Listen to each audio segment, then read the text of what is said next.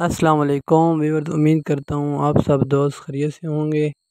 Viewers یہ دیکھیں، پودے کی حالت چیک کریں۔ جو شاخ تراشی ہم لوگ نہیں کرتے تو پھر پودے کی یہ حالت ہو جاتی ہے، ٹھیک ہے۔ پودے پہ پھل نہیں لگتا اور پودا بیمار ہو کر آہستہ آہستہ ختم ہو جاتا ہے۔ یہ دیکھیں اس کی حالت جو ہو چکی ہے۔ یہ لیمن کے پودے ہیں۔ اگر ہم اس کی شاخ تراشی کریں گے تو اس میں ہوا کا گزر بھی ہوگا، روشنی کا گزر بھی ہوگا اور پھل بھی صحت مند ہوگا، اور جو شوقیں ختم ہو جائیں گی تو پھر پودا بھی صحت مند رہے گا۔ سارے مسئلے دیکھنے پڑتے ہیں، لیکن کچھ لوگ جو ہیں وہ پودے لگا لیتے ہیں لیکن ان کو آگے یہ پتہ نہیں ہوتا کہ کیا کرنا ہے اور کیا نہیں کرنا۔ اس کے جو اہم مقاصد ہیں وہ اس کا پودے کی شکل کا ڈھانچہ تیار کرنا لازمی ہوتا ہے۔ اس میں ہوا کا گزر لازمی ہونا چاہیے اور اس کی شاخ تراشی لازمی کریں پھل توڑنے کے فوراً بعد سردیوں میں، ٹھیک ہے۔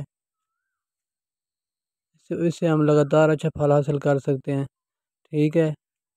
چھوٹے پودوں کی بھی شاخ تراشی کر سکتے ہیں،